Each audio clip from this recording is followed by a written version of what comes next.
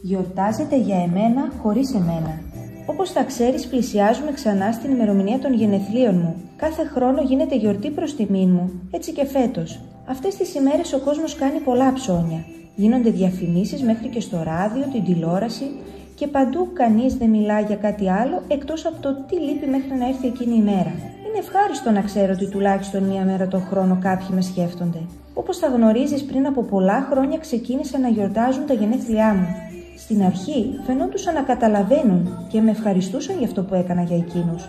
Όμως σήμερα κανείς δεν γνωρίζει τι γιορτάζουν. Οι άνθρωποι συναντώνται και περνούν πολύ καλά, όμως κανείς δεν ξέρει περί τίνος πρόκειται. Θυμάμαι πέρυσι, την ημέρα των γενεθλίων μου, που έκαναν μια μεγάλη γιορτή προς τιμήν μου. Στο τραπέζι υπήρχαν τα πάντα, όλα ήταν διακοσμημένα όμορφα και υπήρχαν πολλά δώρα. Αλλά ξέρεις τι, ούτε που με κάλεσαν. Ενώ ήμουν επίτιμος καλεσμένος, κανείς δεν θυμήθηκε να με καλέσει. Και η γιορτή ήταν για εμένα. Και όταν έφτασε η μεγάλη μέρα, με άφησαν απ' έξω. Μου έκλεισαν την πόρτα. Εγώ ήθελα να βρεθώ στο τραπέζι μαζί τους. Η αλήθεια είναι ότι δεν εξεπλάγει, γιατί τα τελευταία χρόνια όλοι μου κλείνουν την πόρτα. Μιας και δεν με κάλεσαν, σκέφτηκα να παρευρεθώ χωρίς να κάνω θόρυβο. Και έτσι μπήκα και στάθηκα σε μια γωνίτσα.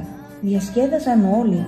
Κάποιοι έλεγαν ιστορίες, γελούσαν, πέρναγαν πολύ καλά, μέχρι που έφτασε ένας γέρος, χοντρός, ντυμένος στα κόκκινα με άσπρα γένια και φώναζε χω.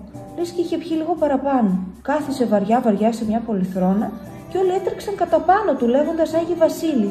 Λες και ήταν η γιορτή για αυτόν. Ήρθαν τα μεσάνυχτα και όλοι να αγκαλιάζονται. Άπλωσα κι εγώ τα χέρια μου ελπίζοντας πως κάποιος θα με αγκαλιάσει. Και ξέρεις τι, κανείς δεν με αγκάλιασε. Ξαφνικά άρχισαν όλοι να ανταλλάσσουν δώρα. Ένας τα άνοιγαν μέχρι που τελείωσαν όλα.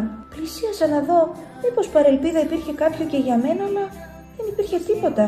Πώς θα αισθανόσουν αν την ημέρα των γενεθλίων σου αντάλλασαν όλοι δώρα μεταξύ τους και εσένα δεν σου δώριζαν τίποτα? Τότε κατάλαβα ότι εγώ, ο Χριστός, περίσσευα σε εκείνη την εορτή. Βγήκα χωρίς να κάνω θόρυβο.